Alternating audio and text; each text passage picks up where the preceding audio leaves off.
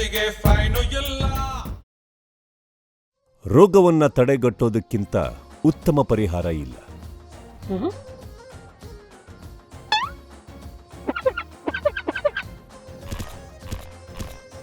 ವೈದ್ಯರ ಭೇಟಿ. ನಮಸ್ಕಾರ, ನಿಮಗೆ ನಾನೇನ್ ಮಾಡ್ಲಿ? ಡಾಕ್ಟ್ರೇ, ನಾನು HIV ಬಗ್ಗೆ ತುಂಬ ಕೇಳಿದ್ದೇನೆ. ಆದರೆ ಅದೇನು ಅನ್ನೋದು ನನಗೆ ನಿಜವಾಗ್ಲೂ ಅರ್ಥವಾಗಿಲ್ಲ. ಸ್ವಲ್ಪ ವಿವರಿಸ್ತೀರಾ? ಖಂಡಿತ. ಇದು ಆರೋಗ್ಯಕ್ಕೆ ಸಂಬಂಧಿಸಿದ ಬಹಳ ಗಂಭೀರವಾದ ವಿಷಯ. HIVಯ ವಿಸ್ತೃತ ರೂಪ ಹ್ಯೂಮನ್ ಇಮ್ಯುನೋ ಡಿಫಿಷಿಯನ್ಸಿ ವೈರಸ್. ಈ ಗಂಭೀರವಾದ ವೈರಾಣು ಅಥವಾ ವೈರಸ್ ಏಡ್ಸ್ ಅನ್ನೋ ಸ್ಥಿತಿಯನ್ನು ಉಂಟುಮಾಡುತ್ತೆ. ಇದು ನಿಮ್ಮನ್ನ ಕೊಲ್ಲಬಹುದು. ಏನು? ಅದಕ್ಕೆ ಯಾವ ಪರಿಹಾರವೂ ಇಲ್ವಾ? ಇಲ್ಲ, HIV ಅಥವಾ ಏಡ್ಸ್ಗೆ ಯಾವ ಪರಿಹಾರವೂ ಇಲ್ಲ. ಇದು ಯಾರಿಗಾದರೂ ಬರಬಹುದು. ಆದ್ದರಿಂದ ಇದನ್ನ ಬಾರದಂತೆ ತಡೆಗಟ್ಟೋದೇ ಸೂಕ್ತ ರಕ್ಷಣೆ. ಇದರ ಎಲ್ಲ ಮಾಹಿತಿಗಳನ್ನು ತಿಳಿದು ನಮ್ಮನ್ನ ನಾವೇ ಕಾಪಾಡಿಕೊಂಡು ಬೇರೆಯವರಿಗೆ ಹರಡದಂತೆ ತಡೆಗಟ್ಟೋದು ತುಂಬಾ ಮುಖ್ಯ. ಡಾಕ್ಟ್ರೇ, ಇದು ಯಾಕೆ ಅಪಾಯಕಾರಿ? ಇದು ಹೇಗೆ ಕೆಲಸ ಮಾಡುತ್ತೆ? ಸರಿ, ನಾನಿದ್ರ ಬಗ್ಗೆ ಹೆಚ್ಚಿನ ವಿವರಣೆ ಕೊಡ್ತೀನಿ.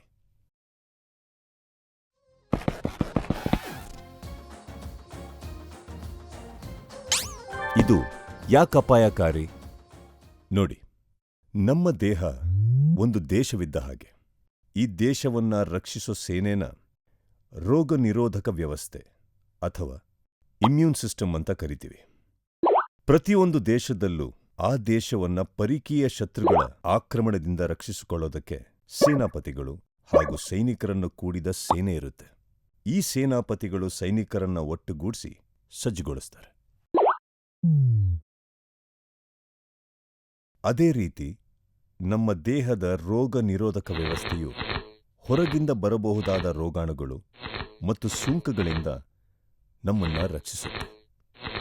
ನಮ್ಮ ಚರ್ಮ ರೋಗಾಣು ಹಾಗೂ ಸೋಂಕುಗಳನ್ನು ತಡೆಯೋ ಒಂದು ಬಲಿಷ್ಠವಾದ ಗೋಡೆ ಇದ್ದ ಹಾಗೆ.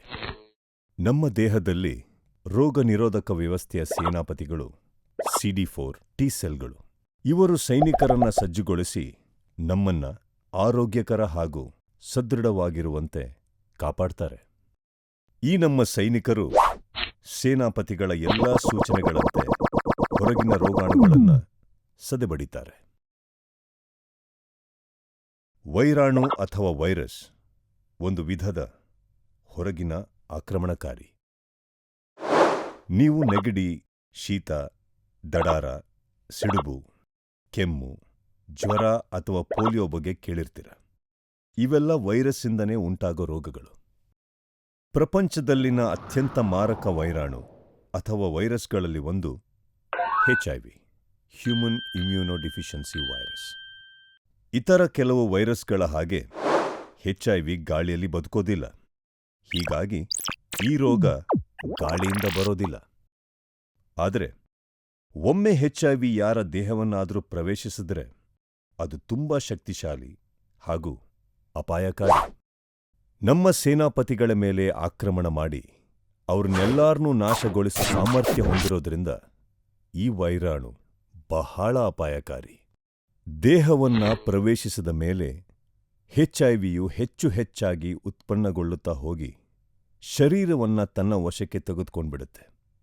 ಈ ಸ್ಥಿತಿಯಲ್ಲಿರೋ ವ್ಯಕ್ತಿಯನ್ನ HIV ಪಾಸಿಟಿವ್ ಅಂತ ಕರಿತೀವಿ. ಸೇನಾಪತಿಗಳೇ ಕೊಲ್ಲಲ್ಪಟ್ಟ ಮೇಲೆ ಸೈನಿಕರಿಗೆ ದಿಕ್ಕು ತೋಚದೆ ಅವರು ಹೊರಗಿನ ಆಕ್ರಮಣಕಾರರ ಜೊತೆ ಹೋರಾಡಕ್ಕೆ ಅಸಮರ್ಥರಾಗ್ತಾರೆ. ಕ್ರಮೇಣ ನಮ್ಮ ದೇಹದಲ್ಲಿರುವಂಥ ಹಲವಾರು ಸೇನಾಪತಿಗಳ ಸಾವಿನಿಂದ ನಮ್ಮ ದೇಹದ ರೋಗ ನಿರೋಧಕ ವ್ಯವಸ್ಥೆ ಸಂಪೂರ್ಣವಾಗಿ ಕುಸಿಯತ್ತೆ. ರೋಗ ನಿರೋಧಕ ಶಕ್ತಿ ಕುಸಿದಾಗ ಆ ವ್ಯಕ್ತಿಯನ್ನ ನಾವು ಏಡ್ಸ್ ಹೊಂದಿರೋರು ಅಂತ ಹೇಳ್ತೀವಿ. ಏಡ್ಸ್ ಅಂದ್ರೆ acquired immune deficiency syndrome. AIDS ರೋಗಿಗಳ ದೇಹ ಸೂಕ್ಷ್ಮವಾಗಿರೋದ್ರಿಂದ ಅತಿ ದುರ್ಬಲವಾದ ಸೋಂಕಿನ ಕೀಟಾಣು ಕೂಡ ಭಯಾನಕ ಸೋಂಕು ಅಥವಾ ಸಾವನ್ನ ತರಬಹುದು.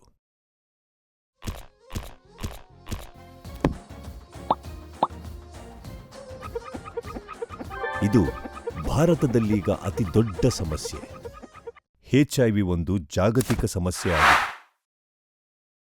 ವಿಶ್ವದಲ್ಲಿ ಅತಿ ಹೆಚ್ಚು HIV ವ್ಯಕ್ತಿಗಳ ಸಂಖ್ಯೆ ಹೊಂದಿರುವ ದೇಶಗಳಲ್ಲಿ ಭಾರತವೂ ಒಂದು. ಆದ್ರಿಂದ ಇದರ ಬಗ್ಗೆ ಎಲ್ಲಾ ಮಾಹಿತಿಗಳನ್ನು ತಿಳಿದು ಬೇರೆಯವ್ರಿಗೆ ಸೋಂಕು ಹರಡದಂತೆ ತಡೆಯೋದು ಅತಿ ಮುಖ್ಯ. ಈ ವಿಶ್ವದಲ್ಲಿ ಲಕ್ಷಾಂತರ ಜನ HIV ಅಥವಾ ಏಡ್ಸ್ ಅನ್ನ ಹೊಂದಿದ್ದಾರೆ. HIV ಯಾರಿಗಾದ್ರೂ ಬರಬಹುದು. ಗಂಡು, ಹೆಣ್ಣು, ಹುಡುಗಿ, ಹುಡುಗ, ಬಡವ, ಶ್ರೀಮಂತ, ಹಿಂದೂ, ಮುಸಲ್ಮಾನ, ಸಿಖ್, ಕ್ರೈಸ್ತ ಅಥವಾ ಬೇರೆ ಯಾವುದೇ ಧರ್ಮದ ಜನರು ಕೂಡ ಇದರಿಂದ ಪೀಡಿತರಾಗಬಹುದು. ಇದು ಯಾರಿಗಾದರೂ ಬರಬಹುದು. ಅವುಗಳಲ್ಲಿ ಬಹುಪಾಲು ಮಂದಿಗೆ ತಾವು HIVಯಿಂದ ಪೀಡಿತರಾಗಿರೋ ಬಗ್ಗೆ ಗೊತ್ತೇ ಇರೋಲ್ಲ. ನಿಮಗೆ ಅಥವಾ ನಿಮಗೆ ತುಂಬ ಹತ್ತಿರವಾದವರಿಗೆ ಸಹ ಇದು ಬಂದಿರಬಹುದು. ಆದ್ರಿಂದ ಇದರ ಮಾಹಿತಿಯ ತಿಳುವಳಿಕೆ ಅತಿ ಮುಖ್ಯ.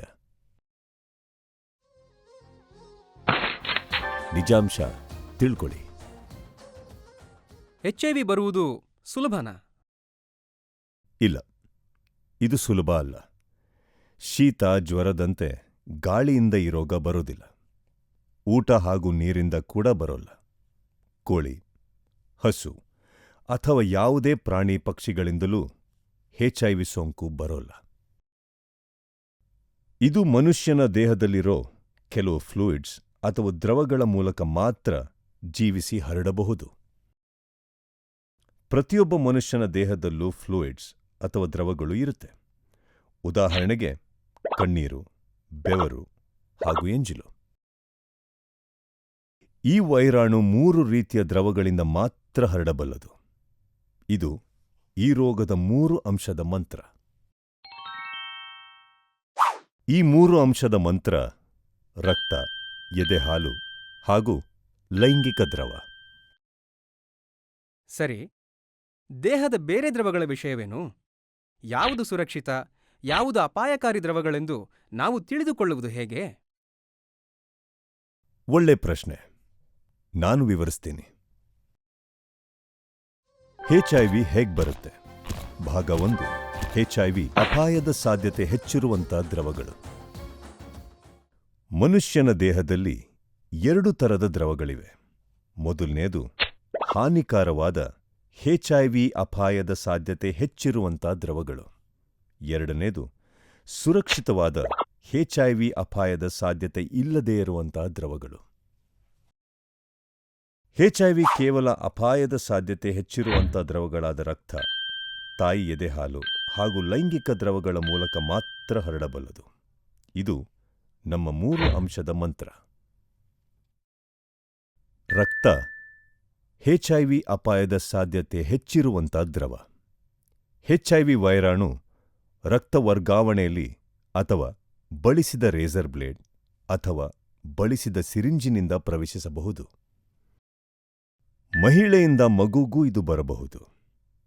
HIV ಹೊಂದಿರೋ ಮಹಿಳೆಯು ಗರ್ಭವತಿಯಾಗಿರುವಾಗ, ಜನ್ಮ ನೀಡುವಾಗ ಅಥವಾ ಎದೆಹಾಲು ಕುಡಿಸುವಾಗ ಮಗುವಿಗೆ HIV ಹರಡೋ ಸಾಧ್ಯತೆ ಇದೆ. ರಕ್ತ ಹಾಗೂ ತಾಯಿಯ ಎದೆಹಾಲು ಅಪಾಯದ ಸಾಧ್ಯತೆ ಹೆಚ್ಚಿರುವಂಥ ದ್ರವಗಳು. ಲೈಂಗಿಕ ದ್ರವಗಳು ನೇರವಾಗಿ ವರ್ಗಾವಣೆ ಆದರೆ HIVಯು ಸೋಂಕು ಹೊಂದಿರೋ ವ್ಯಕ್ತಿಯಿಂದ ಸೋಂಕು ಇಲ್ಲದ ವ್ಯಕ್ತಿಗೂ ಬರೋ ಸಾಧ್ಯತೆ ಇದೆ.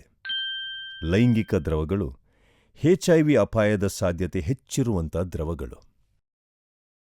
HIV ಬೇರೆ ಯಾವುದೇ ದ್ರವಗಳಿಂದ ಹರಡಲ್ಲ. HIV ಎಂಜಿಲಿನಿಂದ ಹರಡಲ್ಲ. ಎಂಜಿಲು HIV ಅಪಾಯದ ಸಾಧ್ಯತೆ ಇಲ್ಲದಿರುವಂಥ ದ್ರವ. HIV ಸಿಂಬಳ ಹಾಗೂ ಕಫದಿಂದ ಹರಡಲ್ಲ. ಇವುಗಳು HIVಯ ಅಪಾಯದ ಸಾಧ್ಯತೆ ಇಲ್ಲದಿರುವಂಥ ದ್ರವಗಳು. HIV ಬೆವರಿನಿಂದ ಹರಡಲ್ಲ. ಬೆವರು HIV ಅಪಾಯದ ಸಾಧ್ಯತೆ ಇಲ್ಲದಿರುವಂಥ ದ್ರವ. HIV ಕಣ್ಣೀರಿನಿಂದಲೂ ಹರಡೋದಿಲ್ಲ. ಕಣ್ಣೀರು HIV ಅಪಾಯದ ಸಾಧ್ಯತೆ ಇಲ್ಲದಿರುವಂಥ ದ್ರವ. HIV ಮಲ, ಮೂತ್ರಗಳಿಂದ ಹರಡೋದಿಲ್ಲ. ಮಲ, ಮೂತ್ರಗಳು HIV ಅಪಾಯದ ಸಾಧ್ಯತೆ ಇಲ್ಲದಿರುವಂಥ ದ್ರವಗಳು. HIV ಹೇಗ್ ಬರುತ್ತೆ? ಭಾಗ 2. ನೇರ ವರ್ಗಾವಣೆ. ನೆನಪಿಡಿ, ನಮ್ಮ ಚರ್ಮ ಒಂದು ದಪ್ಪವಾದ ಗೋಡೆ ತರಹ ನಮ್ಮನ್ನ ಕಾಪಾಡುತ್ತೆ. HIV ಗಾಳಿಯಲ್ಲಿ ಬದುಕೋದಿಲ್ಲ. HIV ವೈರಾಣುಗಳು ನಮ್ಮ ದೇಹವನ್ನ ನೇರ ವರ್ಗಾವಣೆ ಹಾದಿಯಲ್ಲಿ ಪ್ರವೇಶಿಸಿದ್ರೆ ಮಾತ್ರ ಉಳಿಯೋದಕ್ಕೆ ಸಾಧ್ಯ. ನೇರ ವರ್ಗಾವಣೆ ಹಾಗೆಂದರೇನು? ನೇರ ವರ್ಗಾವಣೆ 2 ವಿಧದಲ್ಲಿ ಆಗಬಹುದು. ಮೊದಲನೇದಾಗಿ, ಚರ್ಮದ ಮೇಲಾಗಿರುವಂಥ ಗಾಯಗಳ ಮೂಲಕ HIV ವೈರಾಣು ನೇರ ವರ್ಗಾವಣೆಯಾಗಿ ರಕ್ತವನ್ನ ಪ್ರವೇಶಿಸಬಹುದು. ಈ ಗಾಯಗಳು ದೇಹದ ಯಾವುದೇ ಭಾಗದಲ್ಲಿ ಆಗಿರಬಹುದು. ಅಥವಾ ನೇರ ವರ್ಗಾವಣೆ ದೇಹದ ನೈಜ ದ್ವಾರಗಳಿಂದ ಆಗಬಹುದು. ಉದಾಹರಣೆಗೆ ಬಾಯಿ ಅಥವಾ ಗುಪ್ತಾಂಗಗಳು. ನೆನಪಿರಲಿ, ನೆಗಡಿ, ಕೆಮ್ಮು ಹಾಗೂ ಜ್ವರದ ವೈರಾಣುಗಳು ಗಾಳಿಯಲ್ಲಿ ಜೀವಿಸಲು ಸಾಧ್ಯ. ಆದರೆ HIV ವೈರಾಣುಗಳು ಗಾಳಿಯಲ್ಲಿ ಜೀವಿಸಲಾರವು. HIV ವೈರಾಣುಗಳು ದೇಹವನ್ನ ನೇರವಾಗಿ ಪ್ರವೇಶಿಸಿದರೆ ಮಾತ್ರ ಶಕ್ತಿಯುತವಾಗಿರುತ್ತೆ.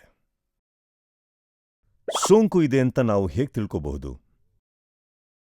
ತ್ರಿಕೋಣ ಪರೀಕ್ಷೆಯನ್ನ ಉಪಯೋಗಿಸಿ. ಮೊದಲನೇ ಹಂತ, HIV ಅಪಾಯದ ಸಾಧ್ಯತೆ ಹೆಚ್ಚಿರುವಂಥ ದ್ರವ ಇದ್ಯಾ? ಇಲ್ಲ ಅಂದ್ರೆ ಇಲ್ಲಿಗೆ ನಿಲ್ಲಿಸಿ. HIV ಅಪಾಯ ಇಲ್ಲ. ಹೌದು ಅಂದ್ರೆ ಎರಡನೇ ಹಂತಕ್ಕೆ ಮುಂದುವರಿಸಿ. ಎರಡನೇ ಹಂತ, ನೇರ ವರ್ಗಾವಣೆ ಇದ್ಯಾ? ಇಲ್ಲ ಅಂದ್ರೆ ಇಲ್ಲಿಗೆ ನಿಲ್ಲಿಸಿ. HIV ಅಪಾಯ ಇಲ್ಲ. ಹೌದು ಅಂದ್ರೆ ಮೂರನೇ ಹಂತಕ್ಕೆ ಮುಂದುವರಿಸಿ. ಮೂರನೇ ಹಂತ, HIV ಅಪಾಯವಿದೆ. ವೈದ್ಯರನ್ನ ಸಂಪರ್ಕಿಸಿ. HIV ಅಥವಾ ಏಡ್ಸ್ ಸೋಂಕಿರುವ ವ್ಯಕ್ತಿಯು ನನ್ನ ಮೇಲೆ ಕೆಮ್ಮಿದರೆ ನನಗೆ ಸೋಂಕು ತಾಗುವ ಸಾಧ್ಯತೆ ಇದೆ ಎಂದು ಕೇಳಿದ್ದೇನೆ. ಇದು ನಿಜಾನಾ? ಈ ಚಿತ್ರವನ್ನ ಮತ್ತೊಮ್ಮೆ ನೋಡೋಣ. ಈ ಬಾರಿ ವೈದ್ಯರ ಸವಾಲುಗಳನ್ನ ನೀವೇ ಉತ್ತರಿಸಿ. ವೈದ್ಯರ ಸವಾಲು: ಪ್ರಶ್ನೆ ಕೇಳಿದಾಗ ಸರಿಯಾದ ಉತ್ತರನ ಯೋಚಿಸಿ. ತ್ರಿಕೋಣ ಪರೀಕ್ಷೆಯನ್ನ ನೆನಪಿಸಿಕೊಳ್ಳಿ. ಯಾರಾದರೂ ನಮ್ಮ ಮೇಲೆ ಸೀನಿದ್ರೆ ಅಥವಾ ಕೆಮ್ಮಿದ್ರೆ ನಮಗೆ HIV ಬರೋ ಸಾಧ್ಯತೆ ಇದೆಯಾ? ಇಲ್ಲ. HIV ಬರೋ ಸಾಧ್ಯತೆ ಇಲ್ಲ. ಯಾಕೆ ಅಂತ ವಿಚಾರಿಸೋಣ. ಎಂಜಿಲು ಅಥವಾ ಕಫ HIV ಅಪಾಯದ ಸಾಧ್ಯತೆ ಹೆಚ್ಚಿರುವಂಥ ದ್ರವಗಳ? ಇಲ್ಲ, ಅವುಗಳಲ್ಲ. ಆದ್ರಿಂದ ಅವುಗಳಿಂದ ಸೋಂಕಿನ ಸಾಧ್ಯತೆ ಇಲ್ಲ. ಯಾರಾದರೂ ನಮ್ಮ ಮೇಲೆ ಕೆಮ್ಮಿದ್ರೆ ಅಥವಾ ಸೀನಿದ್ರೆ HIV ಬರೋದಿಲ್ಲ. ಒಬ್ಬರು ಉಪಯೋಗಿಸಿರೋ ಸಿರಿಂಜಿನ ಸೂಜಿಯನ್ನ ಮತ್ತೊಬ್ಬರು ಉಪಯೋಗಿಸೋದ್ರಿಂದ HIV ಬರ್ಬೋದಾ? ಹೌದು, HIV ಬರೋ ಸಾಧ್ಯತೆ ಇದೆ. ಯಾಕೆ ಅಂತ ವಿಚಾರಿಸೋಣ.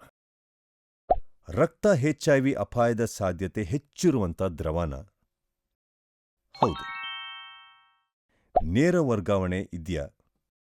ಹೌದು, ಇದೆ. ಹಾಗಾದ್ರೆ ಇದರಿಂದ HIV ಸೋಂಕಿನ ಸಾಧ್ಯತೆ ಇದೆ. ವೈದ್ಯರನ್ನ ತಕ್ಷಣ ಸಂಪರ್ಕಿಸಿ. ಸಿರಿಂಜಿನ ಸೂಜಿನ ಮತ್ತೆ ಉಪಯೋಗಿಸೋದ್ರಿಂದ HIV ಬರೋ ಸಾಧ್ಯತೆ ಇದೆ. ಕೈ ಕುಲ್ಕೋದ್ರಿಂದ HIV ಬರಬಹುದೇ? ಇಲ್ಲ. HIV ಬರೋ ಸಾಧ್ಯತೆ ಇಲ್ಲ. ಯಾಕೆ ಅಂತ ವಿಚಾರಿಸೋಣ. ಚರ್ಮವು HIV ಅಪಾಯದ ಸಾಧ್ಯತೆ ಹೆಚ್ಚಿರುವಂಥ ದ್ರವನ? ಇಲ್ಲ, ಇದು ದ್ರವನೇ ಅಲ್ಲ. ಆದ್ರಿಂದ ಸೋಂಕಿನ ಸಾಧ್ಯತೆ ಇಲ್ಲವೇ ಇಲ್ಲ. ಕೈ ಕುಲ್ಕೋದ್ರಿಂದ HIV ಬರೋದಿಲ್ಲ. ಶೌಚಾಲಯದಿಂದ HIV ಬರಬಹುದಾ? ಇಲ್ಲ, HIV ಬರೋ ಸಾಧ್ಯತೆ ಇಲ್ಲ. ಯಾಕೆ ಅಂತ ವಿಚಾರಿಸೋಣ. ಮಲಮೂತ್ರಗಳು HIV ಅಪಾಯದ ಸಾಧ್ಯತೆ ಹೆಚ್ಚಿರುವಂಥ ದ್ರವಗಳ? ಇಲ್ಲ, ಅವುಗಳಲ್ಲ. ಆದ್ರಿಂದ HIV ಸೋಂಕಿನ ಸಾಧ್ಯತೆ ಇಲ್ಲ. ಶೌಚಾಲಯದಿಂದ HIV ಬರೋದಿಲ್ಲ.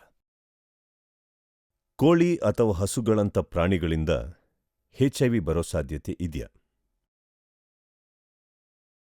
ಇಲ್ಲ, HIV ಬರೋ ಸಾಧ್ಯತೆ ಇಲ್ಲ. ಯಾಕೆ ಅಂತ ವಿಚಾರಿಸೋಣ. ನಮಗೆ ತ್ರಿಕೋಣ ಪರೀಕ್ಷೆ ಅವಶ್ಯಕತೆನೇ ಇಲ್ಲ, ಯಾಕೆಂದರೆ HIV ಪ್ರಾಣಿಗಳು ಅಥವಾ ಕ್ರಿಮಿಕೀಟಗಳಿಂದ ಬರೋದಿಲ್ಲ, ಮನುಷ್ಯರ ಮೂಲಕ ಮಾತ್ರ ಬರಬಹುದು. ಆದ್ರಿಂದ HIV ಸೋಂಕಿನ ಸಾಧ್ಯತೆ ಇಲ್ಲ. ಪ್ರಾಣಿ ಅಥವಾ ಕ್ರಿಮಿಕೀಟಗಳಿಂದ HIV ಬರೋದಿಲ್ಲ, ಮನುಷ್ಯರ ಮೂಲಕ ಮಾತ್ರ ಬರಬಹುದು. ಯಾರನ್ನಾದರೂ ಅಪ್ಪಿಕೊಳ್ಳೋದ್ರಿಂದ HIV ಬರ್ಬೋದಾ? ಇಲ್ಲ, HIV ಬರೋ ಸಾಧ್ಯತೆ ಇಲ್ಲ. ಯಾಕೆ ಅಂತ ವಿಚಾರಿಸೋಣ. ಬೆವರು HIV ಅಪಾಯ ಸಾಧ್ಯತೆ ಹೆಚ್ಚಿರುವಂಥ ದ್ರವನ? ಇಲ್ಲ. ಆದ್ರಿಂದ ಬೆವರಿಂದ ಸೋಂಕಿನ ಸಾಧ್ಯತೆ ಖಂಡಿತ ಇಲ್ಲ. ಅಪ್ಪಿಕೊಳ್ಳೋದ್ರಿಂದ HIV ಬರೋದಿಲ್ಲ. ಎದೆಹಾಲಿನಿಂದ ಮಗುವಿಗೆ HIV ಬರಬಹುದಾ? ಹೌದು, HIV ಬರೋ ಸಾಧ್ಯತೆ ಇದೆ. ಯಾಕೆ ಅಂತ ವಿಚಾರಿಸೋಣ. ಎದೆಹಾಲು HIV ಅಪಾಯದ ಸಾಧ್ಯತೆ ಹೆಚ್ಚಿರುವಂಥ ದ್ರವನ? ಹೌದು. ನೇರ ವರ್ಗಾವಣೆ ಇದೆಯಾ? ಹೌದು, ಇದೆ. HIV ಸೋಂಕಿನ ಸಾಧ್ಯತೆ ಇದೆ. ವೈದ್ಯರನ್ನ ತಕ್ಷಣವೇ ಸಂಪರ್ಕಿಸಿ. ಮಗುವಿಗೆ ಎದೆಹಾಲಿನ ಮೂಲಕ ಸೋಂಕಿನ ಸಾಧ್ಯತೆ ಇದೆ. ಮುತ್ತು ಕೊಡೋದ್ರಿಂದ HIV ಬರ್ಬೋದಾ? ಇಲ್ಲ, HIV ಬರೋ ಸಾಧ್ಯತೆ ಇಲ್ಲ. ಯಾಕೆ ಅಂತ ವಿಚಾರಿಸೋಣ. ಎಂಜಲು HIV ಅಪಾಯ ಸಾಧ್ಯತೆ ಹೆಚ್ಚಿರುವಂಥ ದ್ರವನ? ಇಲ್ಲ, ಅದು ಇಲ್ಲ. ಆದ್ರಿಂದ HIV ಸೋಂಕಿನ ಸಾಧ್ಯತೆ ಇಲ್ಲ. ಮುತ್ತು ಕೊಡೋದ್ರಿಂದ HIV ಬರೋದಿಲ್ಲ. ಅಸುರಕ್ಷಿತ ಲೈಂಗಿಕ ಸಂಪರ್ಕದಿಂದ HIV ಬರಬಹುದಾ? ಹೌದು, HIV ಬರೋ ಸಾಧ್ಯತೆ ಇದೆ. ಯಾಕೆ ಅಂತ ವಿಚಾರಿಸೋಣ. ಲೈಂಗಿಕ ದ್ರವಗಳು HIV ಅಪಾಯದ ಸಾಧ್ಯತೆ ಹೆಚ್ಚಿರುವಂಥ ದ್ರವಗಳ? ಹೌದು. ನೇರ ವರ್ಗಾವಣೆ ಇದೆಯಾ? ಹೌದು, ಇದೆ. HIV ಬರೋ ಸಾಧ್ಯತೆ ಇದೆ. ವೈದ್ಯರನ್ನ ತಕ್ಷಣವೇ ಸಂಪರ್ಕಿಸಿ. ಅಸುರಕ್ಷಿತ ಲೈಂಗಿಕ ಸಂಪರ್ಕದಿಂದ ಗಂಡಸರಿಗೆ ಮತ್ತು ಹೆಂಗಸರಿಗೆ HIV ಬರೋ ಸಾಧ್ಯತೆ ಇದೆ. ಸೊಳ್ಳೆ ಕಡಿತದಿಂದ HIV ಬರೋ ಸಾಧ್ಯತೆ ಇದೆಯಾ? ಇಲ್ಲ, HIV ಬರೋ ಸಾಧ್ಯತೆ ಇಲ್ಲ. ಯಾಕೆ ಅಂತ ವಿಚಾರಿಸೋಣ. ನಮಗೆ ತ್ರಿಕೋಣ ಪರೀಕ್ಷೆ ಅವಶ್ಯಕತೆನೇ ಇಲ್ಲ, ಯಾಕೆಂದರೆ HIV ಪ್ರಾಣಿಗಳು ಅಥವಾ ಕ್ರಿಮಿಕೀಟಗಳಿಂದ ಬರೋದಿಲ್ಲ, ಮನುಷ್ಯರ ಮೂಲಕ ಮಾತ್ರ HIV ಬರಬಹುದು. ಆದ್ದರಿಂದ HIV ಸೋಂಕಿನ ಸಾಧ್ಯತೆ ಇಲ್ಲ. ಆದರೆ ಡಾಕ್ಟ್ರೇ, ಸೊಳ್ಳೆಗಳು ಮನುಷ್ಯರ ರಕ್ತವನ್ನು ಹೀರುತ್ತವೆ. ಇದರಿಂದ ನಮಗೆ ಸೋಂಕಿನ ಅಪಾಯ ಯಾಕಿಲ್ಲ? ಒಳ್ಳೆ ಪ್ರಶ್ನೆ. ಸೊಳ್ಳೆ ವಿಷಯ ಅಸಾಮಾನ್ಯವಾದುದು. ಇದರಿಂದ ಸೋಂಕಿನ ಅಪಾಯ ಯಾಕೆ ಇಲ್ಲ ಅಂತ ನಾನು ನಿಮಗೆ ವಿಸ್ತಾರವಾಗಿ ತಿಳಿಸ್ಕೊಡ್ತೀನಿ. ನಾವು ಈಗ ತ್ರಿಕೋಣ ಪರೀಕ್ಷೆಯನ್ನ ನೋಡೋಣ. ರಕ್ತ HIV ಅಪಾಯದ ಸಾಧ್ಯತೆ ಹೆಚ್ಚಿರುವಂಥ ದ್ರವನ? ಹೌದು. ನೇರ ವರ್ಗಾವಣೆ ಇದೆಯಾ? ಇಲ್ಲ. ಸೊಳ್ಳೆಯಿಂದ ನೇರ ವರ್ಗಾವಣೆ ಇಲ್ಲ. ಸೊಳ್ಳೆಗಳು ದೇಹದಿಂದ ರಕ್ತವನ್ನು ಹೀರುತ್ತವೆಯೇ ಹೊರತು ಪುನಃ ರಕ್ತವನ್ನು ದೇಹದೊಳಗೆ ಬಿಡೋದಿಲ್ಲ. ಆದ್ದರಿಂದ ನೇರ ವರ್ಗಾವಣೆ ಸಾಧ್ಯವಿಲ್ಲ. ಆದ್ದರಿಂದ ಸೋಂಕಿನ ಸಾಧ್ಯತೆ ಇಲ್ಲ. ಸೊಳ್ಳೆ ಅಥವಾ ಯಾವುದೇ ಕೀಟಗಳ ಕಡಿತದಿಂದ HIV ಬರೋದಿಲ್ಲ. ಸದಾ ನೆನಪಿರಲಿ, HIV ಮನುಷ್ಯರಿಂದ ಮಾತ್ರ ಬರೋದಕ್ಕೆ ಸಾಧ್ಯ. ಯಾವುದೇ ಪ್ರಾಣಿ ಅಥವಾ ಕೀಟಗಳಿಂದ ಬರೋದಕ್ಕೆ ಸಾಧ್ಯವಿಲ್ಲ.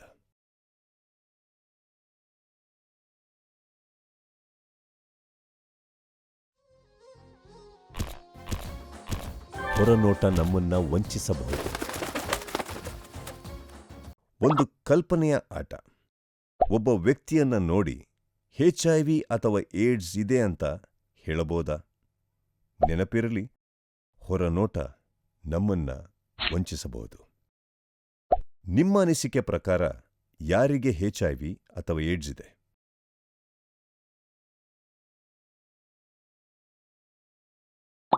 ತಪ್ಪು. ವ್ಯಕ್ತಿಯನ್ನ ನೋಡಿ ಏಡ್ಸ್ ಇದೆ ಅಂತ ಹೇಳೋದಿಕ್ಕೆ ಅಸಾಧ್ಯ. ಮತ್ತೊಮ್ಮೆ ಊಹಿಸಿ ನೋಡಿ, HIV ಅಥವಾ ಏಡ್ಸ್ ಯಾರಿಗೆ ಇದೆ ಅಂತ.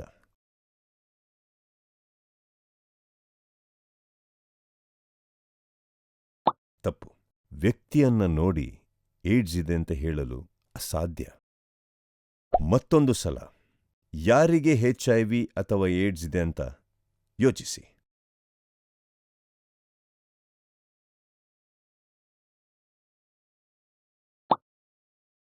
ಮತ್ತೊಮ್ಮೆ ತಪ್ಪು. ಅದೇ ಇದರ ತತ್ವ. ಯಾವಾಗಲೂ ನೆನಪಿರಲಿ, ಒಬ್ಬ ವ್ಯಕ್ತಿಯನ್ನ ನೋಡಿ ಅವನಿಗೆ ಅಥವಾ ಅವಳಿಗೆ HIV ಅಥವಾ ಏಡ್ಸ್ ಇದೆ ಅಂತ ಹೇಳೋದಕ್ಕೆ ಆಗೋದಿಲ್ಲ. HIV ಪಾಸಿಟಿವ್ ವ್ಯಕ್ತಿ ಯಾವುದೇ ಆರೋಗ್ಯಕರ ವ್ಯಕ್ತಿಯಂತೆ ಕಾಣಿಸಬಹುದು. ಈ ವ್ಯಕ್ತಿ ಎಲ್ಲರಂತೆ ಕಾರ್ಯನಿರ್ವಹಿಸುತ್ತಿರಬಹುದು. HIV ಪಾಸಿಟಿವ್ ವ್ಯಕ್ತಿ ತಮಗೆ HIV ಇದೆ ಅನ್ನೋ ವಿಷಯವನ್ನ ಅರಿಯದೇ ಇರಬಹುದು.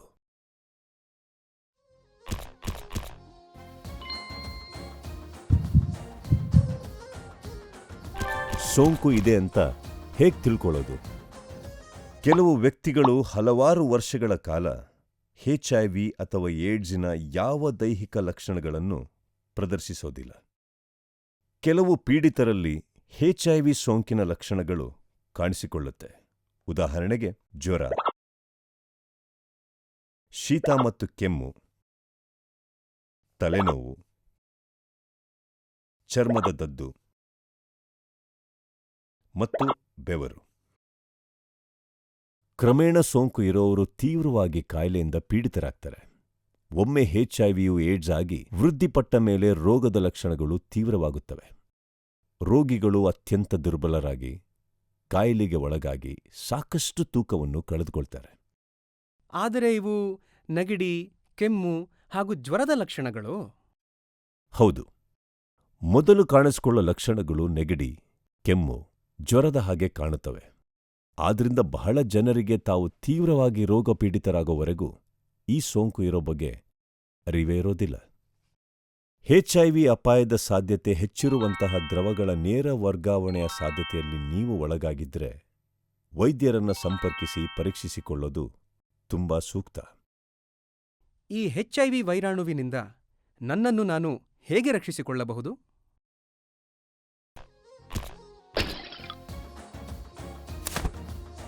ನಿಮ್ಮನ್ನ ನೀವು ಹೇಗೆ ರಕ್ಷಿಸಿಕೊಳ್ತೀರಿ? ನಮ್ಮ ತ್ರಿಕೋಣ ಪರೀಕ್ಷೆ ನೆನಪಿದೆಯಾ? HIV ಅಪಾಯದ ಸಾಧ್ಯತೆ ಹೆಚ್ಚಿರುವಂಥ ದ್ರವಗಳ ನೇರ ವರ್ಗಾವಣೆಯಿಂದ ಮಾತ್ರ ನಿಮಗೆ HIV ಬರೋ ಸಾಧ್ಯತೆ ಇದೆ. ರಕ್ತ, ಚೌರ ಮಾಡೋ ವಸ್ತುಗಳು, ಬ್ಲೇಡುಗಳು, ಸೂಜಿಗಳು, ಸಿರಿಂಜಿಗಳನ್ನ ನಾವು ಹಂಚ್ಕೋಬಾರದು. ಯಾಕಂದ್ರೆ ಕಣ್ಣಿಗೆ ಕಾಣಿಸದೇ ಇರೋ ಅತಿ ಸೂಕ್ಷ್ಮ ವೈರಾಣುಗಳು ಈ ವಸ್ತುಗಳಿಂದ ಅಂಟಿಕೊಂಡು ಕಾಯಿಲೆಯನ್ನ ಹರಡಬಹುದು. ಶುದ್ಧೀಕರಿಸಿದ ಉಪಕರಣಗಳನ್ನ ಬಳಸೋ ರಕ್ತ ಕೇಂದ್ರಗಳಲ್ಲಿ ಮಾತ್ರ ರಕ್ತ ನೀಡಬೇಕು. ರಕ್ತವನ್ನ ಬೇರೆಯವರಿಂದ ಪಡೆಯುವಾಗ ಶುದ್ಧೀಕರಿಸಿದ ಸೂಜಿಗಳನ್ನ ಬಳಸಬೇಕು. ರಕ್ತವನ್ನ ಪರೀಕ್ಷಿಸಿ HIV ನೆಗೆಟಿವ್ ರಕ್ತವನ್ನ ಮಾತ್ರ ಸ್ವೀಕರಿಸಬೇಕು. ರಕ್ತ ಮತ್ತು ಎದೆಹಾಲು ತಾಯಿಯಿಂದ ಮಗುವಿಗೆ. HIV ಹೊಂದಿರೋ ಮಹಿಳೆಯು ಗರ್ಭವತಿಯಾಗಿರುವಾಗ, ಜನ್ಮ ನೀಡುವಾಗ ಅಥವಾ ಎದೆಹಾಲು ಕುಡಿಸುವಾಗ ಈ ಸೋಂಕು ಮಗುವಿಗೆ ಹರಡೋ ಸಾಧ್ಯತೆ ಇದೆ. ಆದರೆ ವೈದ್ಯರ ಸಹಾಯದಿಂದ ಸೋಂಕಿತ ಗರ್ಭಿಣಿ ಮಹಿಳೆಯರು ಗರ್ಭಕೋಶದಲ್ಲಿರೋ ಮಗುವನ್ನ ಸೋಂಕಿನಿಂದ ರಕ್ಷಿಸಬಹುದು. ಆಕೆ ಸ್ವಸ್ಥವಾದ ಮಗುವನ್ನ ಪಡೆಯಬಹುದು. ತಾಯಿಯ ಎದೆಹಾಲು ತಾಯಿಯಿಂದ ಮಗುವಿಗೆ. ಸೋಂಕಿದ ಮಹಿಳೆಯು ಮಗುವನ್ನ ಬಯಸಿದ್ರೆ ವೈದ್ಯರನ್ನ ಸಂಪರ್ಕಿಸಿ. ಅವರು ಎದೆಹಾಲನ್ನ ಕುಡಿಸುವಾಗ HIV ಔಷಧಿಯನ್ನ ತೆಗೆದುಕೊಳ್ಳೋದಕ್ಕೆ ಅಥವಾ ಎದೆಹಾಲಿನ ಬದಲು ಹಾಲಿನ ಪುಡಿ ಅಥವಾ ಇತರ ಆಹಾರವನ್ನು ಕೊಡೋದಕ್ಕೆ ಸಲಹೆ ನೀಡಬಹುದು. ಲೈಂಗಿಕ ದ್ರವಗಳು. ಒಂದು ಬದ್ಧವಾದ ಸಂಬಂಧದಲ್ಲಿ ಕಾಲಿಡೋ ಮುನ್ನ ಜೋಡಿಗಳಿಬ್ರು HIV ಪರೀಕ್ಷೆ ಮಾಡಿಸ್ಕೊಳ್ಬೇಕು. ನೆನಪಿರಲಿ, ಬಹುಪಾಲು HIV ಸೋಂಕಿರೋರಿಗೆ ತಾವು HIV ಪಾಸಿಟಿವ್ ಅಂತ ತಿಳಿದೇ ಇರೋದಿಲ್ಲ. ನಿಮ್ಮ ಸಹಭಾಗಿಯು ತಾವು HIV ಹೊಂದಿದ್ದಾರೋ ಇಲ್ವೋ ಎಂಬುದನ್ನು ಅರಿಯೋದೇ ಇರಬಹುದು. ಆದ್ರಿಂದ ಪರೀಕ್ಷೆ ಮಾಡಿಸ್ಕೊಳ್ಳಿ.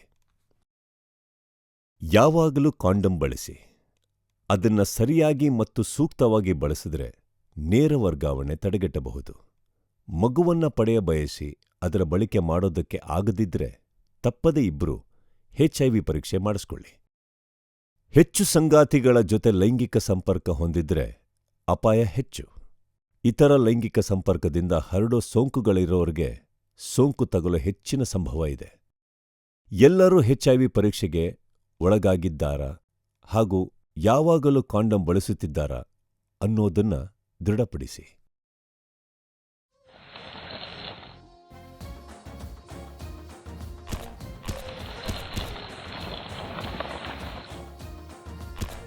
ಈ ಪರೀಕ್ಷೆಯ ಮಹತ್ವವೇನು? ನನಗೆ ಗೊತ್ತು. ಈ ಸೋಂಕಿಗೆ ಯಾವುದೇ ರೀತಿಯ ಲಕ್ಷಣಗಳು ಇರುವುದಿಲ್ಲ. ಪರೀಕ್ಷೆ ಮಾಡಿಸಿದರೆ ಮಾತ್ರ ವೈರಾಣು ಪತ್ತೆಯಾಗುತ್ತದೆ. ಹೊರನೋಟಕ್ಕೆ ಇದು ಕಾಣುವುದಿಲ್ಲ. ಒಳ್ಳೆ ಉತ್ತರ. ಪರೀಕ್ಷೆ ಮಾಡಿಸ್ಕೊಳ್ಳೋದು ತುಂಬಾ ಸುಲಭ. ಆಸ್ಪತ್ರೆಗೆ ಹೋಗಿ ಅಲ್ಲಿ ನಿಮ್ಮ ರಕ್ತ ಪರೀಕ್ಷೆ ಮಾಡ್ತಾರೆ. ಅದು ನಿಮ್ಮ ರಕ್ತದ ಸಕ್ಕರೆ ಅಂಶನ ಪರೀಕ್ಷೆ ಮಾಡಿಸೋ ಅಷ್ಟೇ ಸುಲಭ. ನಿಮ್ಮ ಕುಟುಂಬದ ವೈದ್ಯರನ್ನ ಪರೀಕ್ಷೆಯ ಬಗ್ಗೆ ಕೇಳಿ.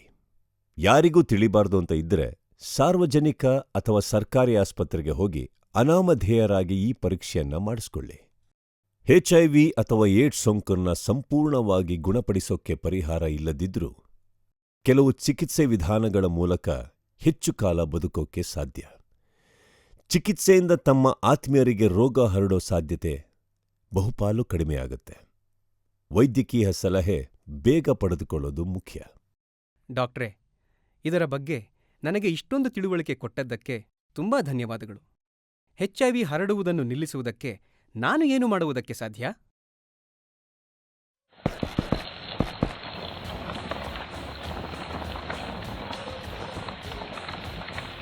ನೀವು ಹೇಗೆ ಸಹಾಯ ಮಾಡಬಹುದು?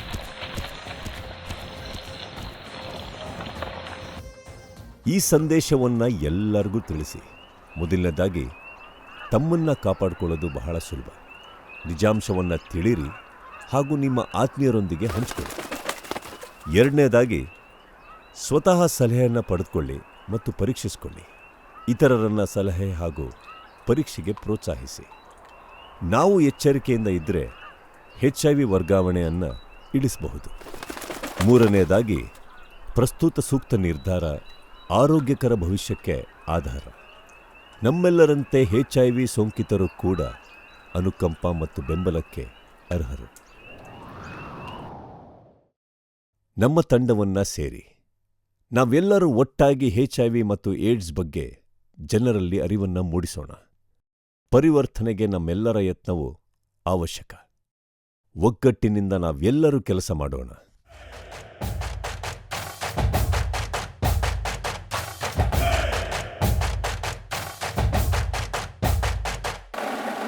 ಒಂದೇ ಒಂದು ಆಸೆನೊಂದು, 1,000 ಕೋಟಿ ಬೇಕು. ಸಣ್ಣದೊಂದು ಮನೆ ಬೇಕು, ಮೈಸೂರು ಪ್ಯಾಲೇಸ್ ಸಾಕು. ಆಸೆಗೆ ಟ್ಯಾಕ್ಸ್ ಇಲ್ಲ, ಕನಸಿಗೆ ಫೈನು ಇಲ್ಲ. ಹೇಳೋರಿಲ್ಲ ಕೇಳೋರಿಲ್ಲ, ನನ್ಗೆ ನಾನೇ ರಾಜನು. 1 2 3 ವಿಷ್ಣುವರ್ಧನ, ಕರುನಾಡ ಕಿಂಗ್ ನಾನನ. ಪ್ರೀತಿಲಿ ಅಂತಾರೆ ಜನ, ಕೇಳ್ಕೊಂಡ್ ಹೋಗೋ. 1 2 3 ವಿಷ್ಣುವರ್ಧನ, ಕರುನಾಡ ಕಿಂಗ್ ನಾನನ. ಪ್ರೀತಿಲಿ ಅಂತಾರೆ ಜನ, ಕೇಳ್ಕೊಂಡ್ ಹೋಗೋ. ಜಂತರ್ ಮಂತರ್, ಜಂತರ್ ಮಂತರ್.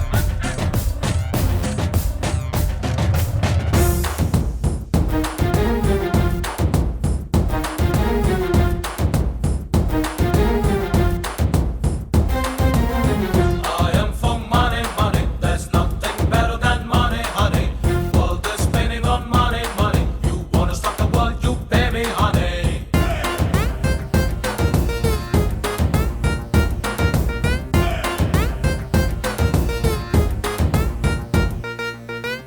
ಒಂದೇ ಒಂದು ಆಸೆನೊಂದು, 1,000 ಕೋಟಿ ಬೇಕು. ಸಣ್ಣದೊಂದು ಮನೆ ಬೇಕು, ಮೈಸೂರು ಪ್ಯಾಲೇಸ್ ಸಾಕು. ಆಸೆಗೆ ಟ್ಯಾಕ್ಸ್ ಇಲ್ಲ, ಕನಸಿಗೆ ಫೈನು ಇಲ್ಲ. ಹೇಳೋರಿಲ್ಲ ಕೇಳೋರಿಲ್ಲ, ನನ್ಗೆ ನಾನೇ ರಾಜನು. 1 2 3 ವಿಷ್ಣುವರ್ಧನ,